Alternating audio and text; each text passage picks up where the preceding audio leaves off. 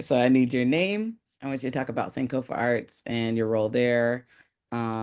Whatever you want to talk about with Sankofa Arts, and then this exhibit, what the name of it was. So my name is Tiffani Smith.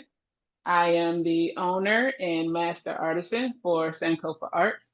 Sankofa Arts is sort of like my baby, and I started this business officially in 2017. Um, and I started Sankofa Arts because I got tired of not seeing the things that I wanted to wear. Sankofa Arts started as like primarily jewelry, that sort of thing. And I got tired of not seeing the things that I wanted to wear. And so I started to make them. And when I began to make them, I realized that other people felt the way that I did. And they wanted the same things that I was wearing. Thus, Sankofa Arts is born. Yeah. I'm so Yeah, glad. so yeah, we have been going strong for over 6 years now. Um, and well, a little over longer than 6 years. Man, the pandemic has me completely behind. Uh, but Yeah, you uh, hitting about 8 here soon. I'm totally forgot, like just totally forgot a few years. Just but Sankofa Arts has been nonstop. Um, Heavily community backed. And I am more than grateful for that. Um, just closed out my exhibit, GreaseNTheRoot. Um, yeah, and that's what brings us here today. So Fantastic. If I do go on mute, just know that I will have they're right outside my window with a weed whacker. So that's of course right now. gotcha. All right. So my first question is, what was the first like seed of Grease in the Root? Like, when did this begin for you? And take us up to, well, not up to, but when did this begin for you, and how did this kind of evolve into what it has become? Okay, so I would say the idea for something on a large scale came about because I moved here from Detroit in 1996. And my aunt actually lives one block from Street Like You. And uh, I stayed with her when I moved here. And so I'm very familiar with the neighborhood, at least what the neighborhood used to look like, right? And so I began to note, being at Street Like You all the time, I began to notice not just that the neighborhood was changing, but how it was changing. And I remember there being beauty supply stores everywhere, and now they're pretty hard to find in this area. And I thought it kind of made me think about how beauty supply stores are sort of a hub for like low income families because a beauty supply store is not just carrying beauty supply things, right? Sometimes they have food, sometimes they have shoes, right? They have a little bit of everything. And so I began to think about the people that are still in this neighborhood, how they are getting the things that they need with the beauty supply stores disappearing, right? Right. It's more than just the availability of hair care products. Although that is important, it was more than that. And so I started to pay attention to um, how the area was changing.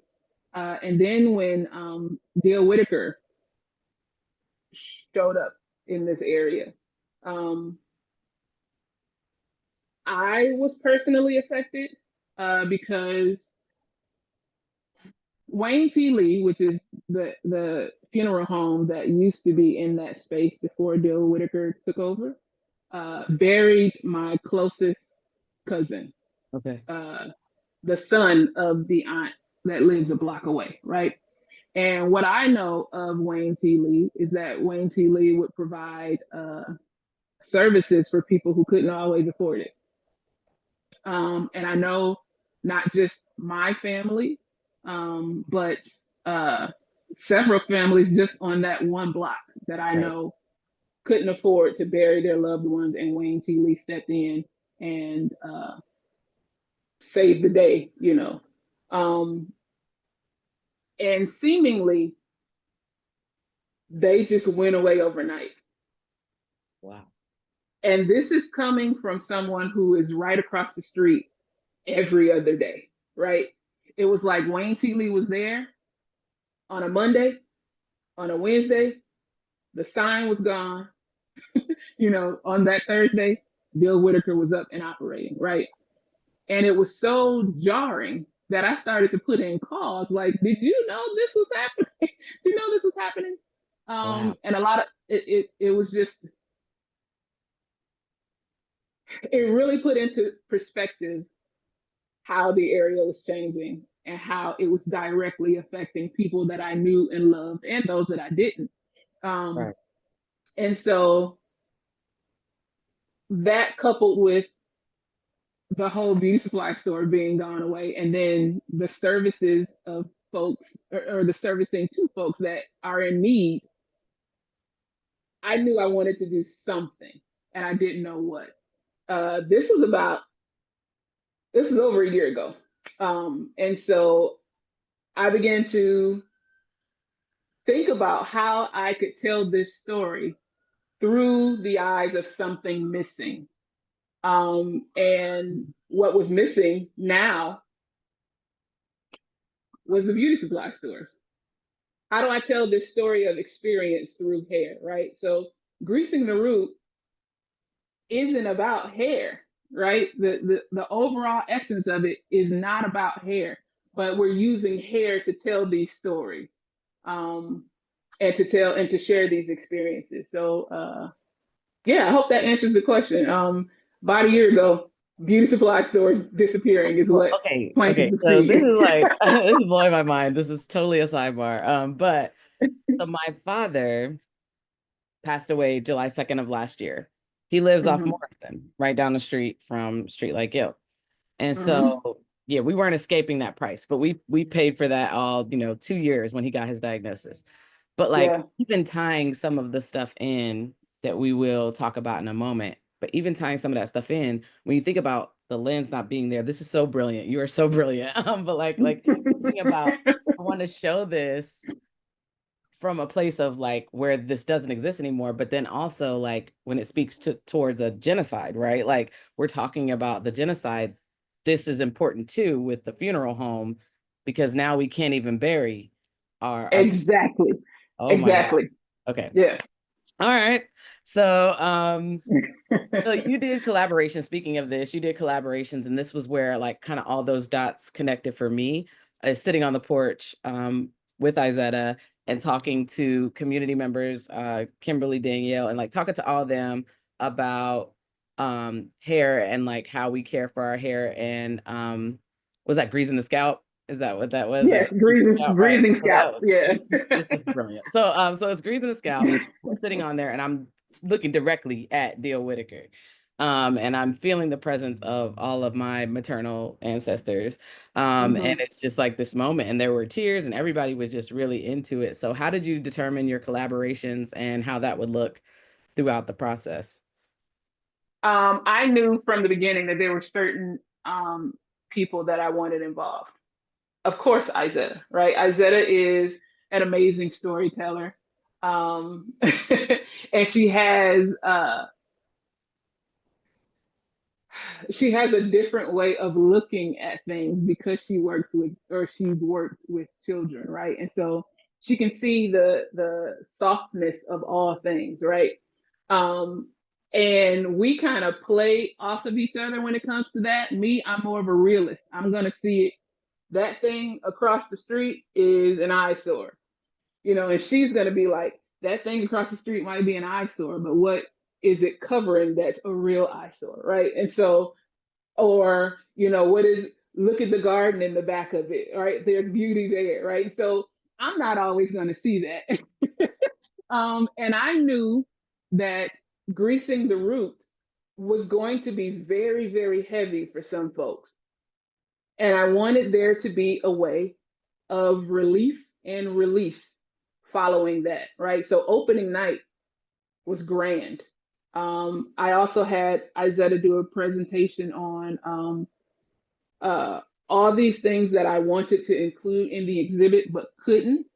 But I did not want them to be lost, right? And so I worked with her on the things that I wanted her to talk about, and she did her thing and did an amazing job opening night doing those presentations. But um, I just remember definitely wanting her to be involved.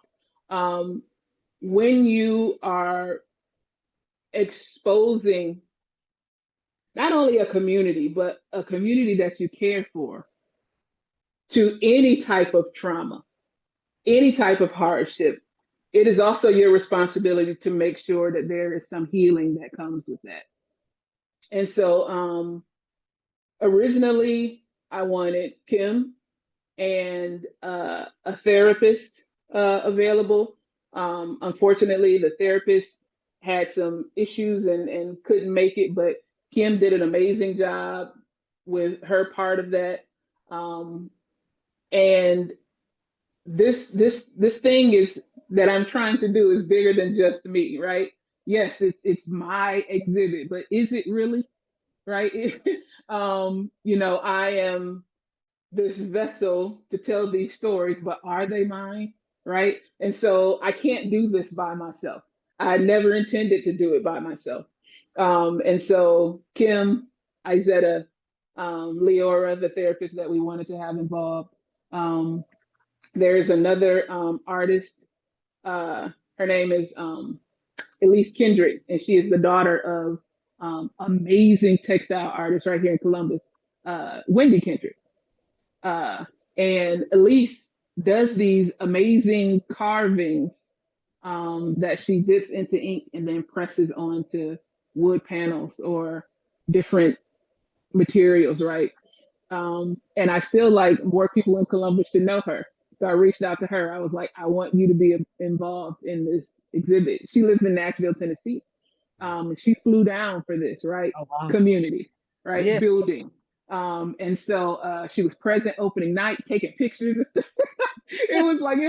I was in awe of all the people that showed up, first off, but just, I literally had the intent to hug every single person that came through that door because I have been so removed since the onset of the pandemic. And I'm like, listen, I'm putting my super party mask on, right? I am going to stand at that front door and I am going to risk it all and hug everybody that comes in. There are so many people I couldn't get to. I couldn't get to everybody, but I hugged as many people as I could, right? And it was just a beautiful, beautiful time. Uh, and I just knew I wanted people involved in that. I knew that I didn't want to do this by myself. I knew I wanted to bring members of the community in to help me with this. And that was just a no brainer for me from the beginning. There was no way for me to do it on my own. Beautiful. And those collaborations were jumping. I'm telling y'all that right now. Okay, so my next question, in a true, spirit of the griot, you had, pieces that were for ancestors and some people that were like community highlights that you were doing. Can you speak to how you decided on who you would do and how that process went for you? That is a great, great, great question. That is a big part of why it took so long to prepare for this exhibit as it did. Mhm. It's hard to be without so many people for so long and then try to narrow those people down Right. in some type of way and only honor a few when you would love to honor them all, right? Um, and so because of that, I kept going back and forth on who was going to be on the wall and who wasn't. Um, Ultimately, uh, like a lot of things that I do, it came to me in a dream. And I had a clear list of who those folks were going to be. Oh, Um, The three that went on the ancestral remembrance wall were never an option. They were always the three that were going on their own wall, right? Right. That was a no-brainer. Had a relationship with each one of them, and so uh, that was not difficult at all. But the individual folks, uh, it was hard to decide. But I was given that list and I obeyed, and I'm glad that I did because although I did not get to see a lot of the initial reactions because opening night of the exhibit was 2 floors. Mhm. Mhm. I was on the first floor because I was trying to hug everybody in. And so what happened was I missed a lot of people's initial reaction, Oh but I yeah. saw everybody's feelings on the way out, right? And so I'm happy that they felt seen. I'm happy that they felt touched. I'm happy that they felt hugged in some kind of way. Um, I'm glad I obeyed. I'm glad I did what I set out to do and what was for me to do. So Yeah. Those were really wonderful to stand with. And knowing that, and that's that community piece, right? Um, yeah. so let's get into the hard part real quick before we jump out of this. Mhm. But tell me about this research around hair and synthetic hair, and let's talk about the quiet, the silent genocide. Let's talk about it. Yeah, so um, some of that work kind of fell into my lap in the middle of preparation for the exhibit Hmm. because in March of 2025, the Consumer Report came out about the use of Kanekalon hair. March of this year, right? I was in full on production for the exhibit, um, in preparation. But March of this year, Consumer Reports put out a report essentially saying that Kanekalon hair was tested in over 110 brands. And every single brand, there was no brand that this didn't apply to, but every single brand tested 600% above legal VOCs. 600%. Um, that's an interesting number, first off. And for every single one to be 600% above, to me, that sounds like a recipe. To me, that sounds like intention. To me, that sounds like somebody's in the back saying, do this, make it this way, and then sell it, and we won't regulate it, right? And so that coupled with last year, Ohio passing its version of the Crown Act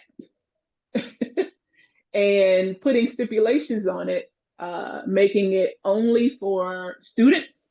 So this is supposed to provide some type of protection against discrimination, right? For hairstyles, natural hairstyles, and specifically those hairstyles are braids, locks, twists, afros, bantu knots, um, and I believe that's it. Uh, and those hairstyles are specific because those are hairstyles that are used that Kanekalon hair is used for. And so when you have a law that is passed that says we will protect you against discrimination, but only for students, we'll only protect the students and only for these particular hairstyles, that raises a red flag for me. And putting those two things together paints a clear picture, right? Kanekalon hair is 100% marketed to Black women, right? And so you want to seemingly pass something that looks good to encourage young people to wear this hair that you know is killing us. Would you say Genocide. 8 out of 10? 8 out of 10 people that have used Kanekaline. So the study also shows that 80% of women who grew up using Kanekaline hair, and this includes hairdressers, because they are also exposed long term to the chemicals that are in the hair. 80% of women who grew up wearing Kanekaline hair are infertile. You want to get rid of an entire population of people? How do you do that? You remove their children's ability to reproduce. This was so And deep. so that story had to be told. But how do you tell that story? Right? You use the hair that you're talking about to tell the story. And so there's this massive display of macrame hair on the wall, and it draws people in, right? And it tells the story of Elijah McCoy and the ironing board, how he didn't actually invent the ironing board, he invented the ironing table.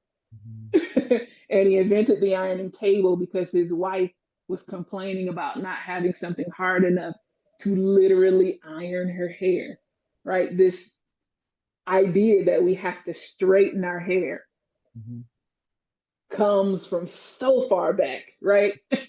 As far back as you remember, way before that.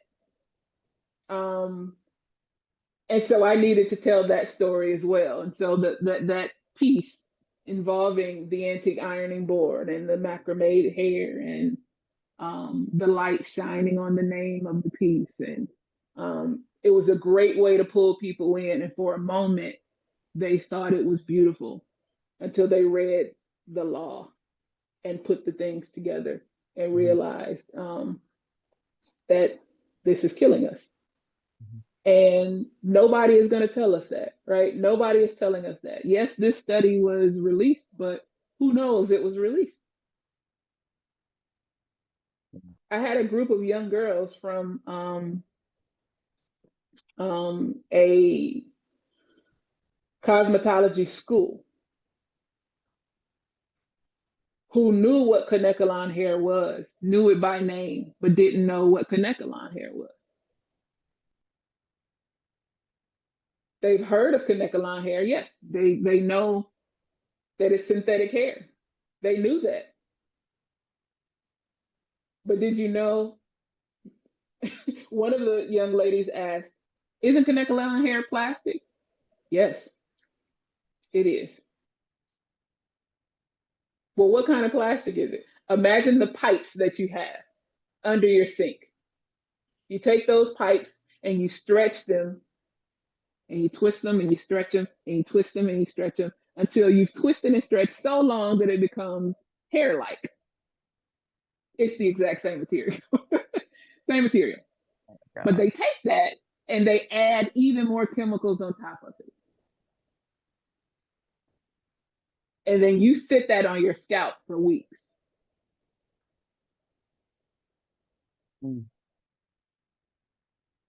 having to share that story with young ladies while they're wearing Kanekaline hair and seeing the gears turn, seeing the shift in their eyes. Wait a minute. So this stuff? Right. Yes, ma'am. And now that you know, you take that back to your homegirls and you tell them. Tell your parents. Tell your friends. Tell everybody you know. It's now your responsibility to share that story, because how else are we going to save each other?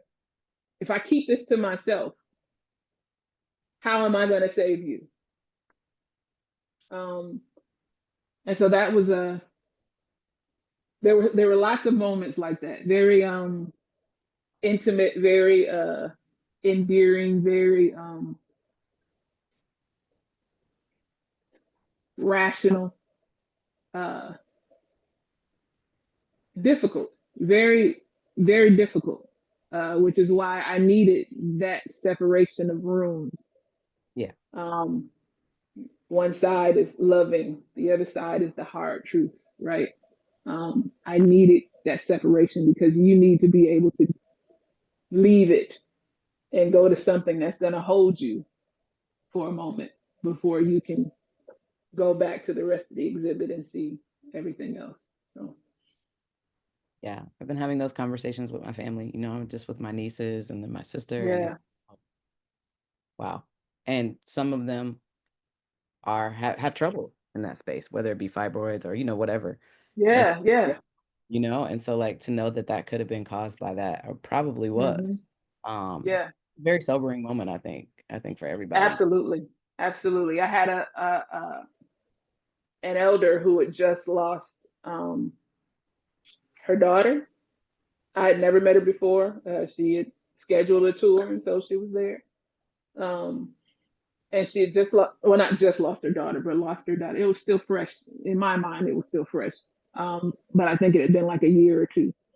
Uh, and in telling that story about the Kanekalon hair, um, she had tears in her eyes, and I just thought she was being emotional from the story itself. But it turns out that her daughter passed away suddenly. She had never had children, and when she passed away from cancer, um, her family told her to look into the work that she did. And I said, well, what kind of work did she do? And she said she was a hairdresser and she specialized in braiding hair. Mm. So 8 to 10 hours a day for years. Yeah. And she looked at me and she said, this is why I was sent here. How do you take that? Like what do I do with that now? Right. Um, and she thanked me. She was like, this is, I didn't want to do this, but this sort of provides some confirmation, and perhaps I do need to look into why my baby died the way that she did. And I just cried with her because what Right. else do you do, right? Right. um, but so many moments like that. The exhibit was up for 7 weeks, and I did, I think, 17 tours uh, in those 7 weeks. And there was not a single tour that didn't have a similar moment from that particular piece in it. Um, so, for whatever reason, Mhm. that piece of work did the work that it was supposed to do. And I'm more grateful for that than anything else. Mhm. Yeah, definitely. And I think it has some work to continue to do, but um, Yeah. I don't know what that looks like. But do you see yourself, would you, outside of Streetlight Guild, install this anywhere else? Funny you ask. Okay. So, short answer, yes. The problem is the exhibit almost sold out. And so I have to do, yeah. And so I have some, I don't want to say it yet until it is finalized, but I have some heavy hitting museums that have found out about this exhibit, and I have no idea how, right? That are reaching out um, and toying with the idea of me being able to showcase in that exhibit or in that museum. Okay. Um, one of which I am praying works out. Like Okay. all of them, thank you, right? All of them, Right, thank right, you. But right, there is right. one in particular that I'm like, please. Uh, Let me get that one. Can I pet that dog? I want that one. right, can I pet that dog?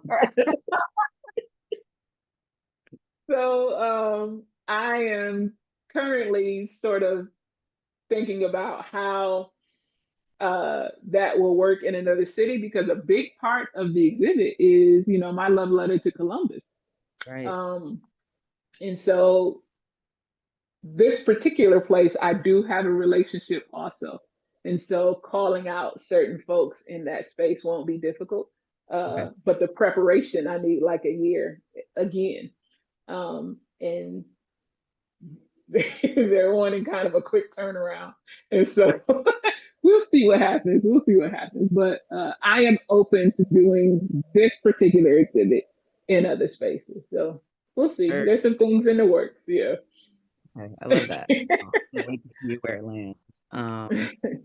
So my last couple questions for you are, what do you want people to feel when they experience this exhibit, since there is hope that it may occur and it will never be like it was for those 7 weeks, but it may Mhm. occur again. What do you want them to feel?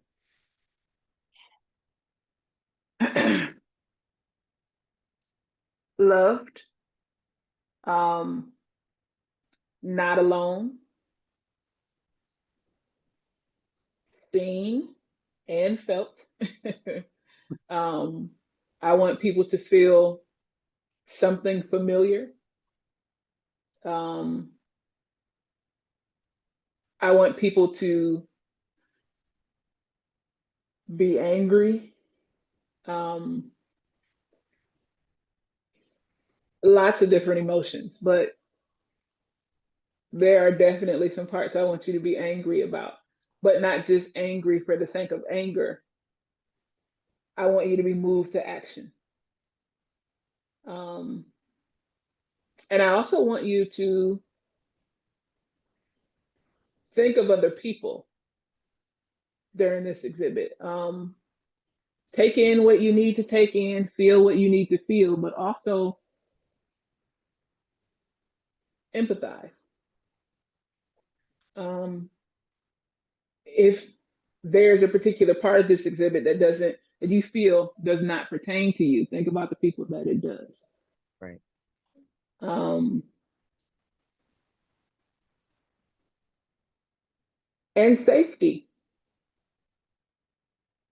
You're safe in this space. There's a part of the exhibit that explains that. But there is safety here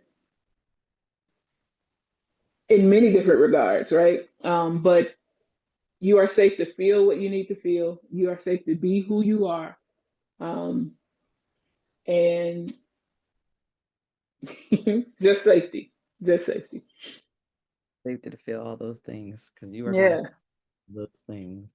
And my last question, what healed in you while you did this exhibit? Mm.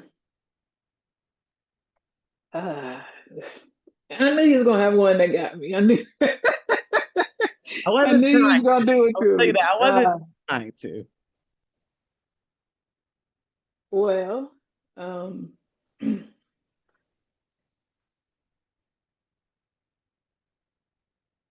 so during the creation of the exhibit, uh, I lost my older brother,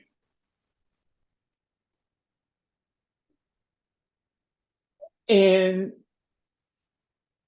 in true big brother fashion,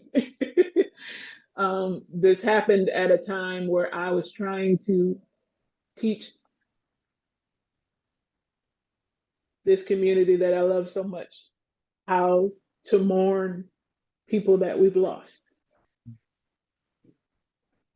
And, I've said this a million times during the tour. Here I am trying to teach folks about continuing communication with our ancestors and how they don't leave us. They're always here. I'm trying to teach folks about ancestral energy, and my brother becomes an ancestor. And I am sat down completely. Um, I didn't know what to do with myself. I didn't know how to feel. I didn't know what to do with myself, right? But I knew I could not stay in the place I was in. I would come in my studio and just sit here because I couldn't work. Um, One of the words that I talk about in the exhibit is anemoia. And anemoia is this idea that you have this overwhelming feeling that you've experienced something that you never have actually. Um, you just nobody can tell you different. Like I know I've done this thing before, and you actually have not. Like you can taste it, you can feel it, you can remember it. I've done it. No, you haven't. Um, and so all of that to say, I lost my mother when I was 11, and I've never braided my mother's hair. I've never done my mother's hair. I've never brushed my mother's hair. I know that for a fact. My mother never sat between my legs. I've never done anything to my mother's hair before. But I have this overwhelming feeling that I have braided my mother's hair. I know I've done it. I can remember sitting on the front porch, me braiding her hair, while also knowing and understanding that that never happened. But I can feel it. I talk to my mother often, but this type of intention in speaking with her, I was asking for help with the transition of my brother. And I thought to myself, how could I do this in a way that is productive for me in this moment? And I began to sit my mother between my legs and do her hair. Um, and so in these moments, I would have these conversations with my mother about what I'm supposed to be doing to feel better about this, how I'm supposed to be moving forward in the transition of my brother. And I was literally braiding clay while doing it. And so I started to create these pieces of hairstyles from clay that solely happened because of the conversations I was having with my mother. And so to answer your question, the healing that happened with me is learning, knowing, and understanding that it's okay for me. It's okay for me to feel the things that I'm trying to help people move past. It's okay for me to not be the guiding light always.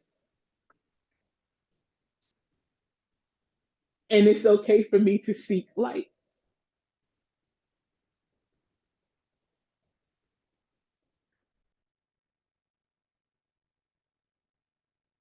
And that's probably the hardest lesson I've ever had to live because you experience a lot with your siblings, right? Like I lost my mother with my brother, right? And so I talked to him when she transitioned. And I had to learn that I still needed to talk to her when he transitioned. Um, and that didn't come easy for me, but I'm grateful for the lesson. And I got some amazing pieces of art from it. um, and some people now are holding that space in their homes, not even knowing they are literally carrying pieces of my healing with them. Um, yeah, that's yeah, that's that's all I have to say about that. You are the true definition of griot and healer because we have to go through it to become our own medicine so that we can give it to everybody else. That's right. And I am grateful for the medicine that I got from you in experiencing this exhibit and talking to you and just learning more about the process and all the stuff that comes with with being with this charge. I think it's a charge. It's definitely a purpose, a charge for sure. So I'm just grateful that you took some time with me to share, your Of course, of healing. course. This is so beautiful to me. My body's like tingling. So this is so beautiful, and I can't wait to watch it again and hear it again. And I know if nothing else, like even just a conversation with my sister who had like 10 fibroids removed, it was like, oh, I should not wear this anymore. And if that's the one thing that happens from this, then that's great. But I know that there's so much more reach and impact. Yeah, So yeah. thank you for honoring the call, is what I would say. Thank you. Thank you for doing this work. These stories are important, not just mine, but all the work that you're doing is not only admirable, but it's important. It's important work. There's no other way to say it. And I appreciate you for doing that. I appreciate you for providing a space for people to be heard. I appreciate you for lifting people into the light. I appreciate you um, for being a light yourself. So I'm grateful for this interview, but I'm grateful for you also.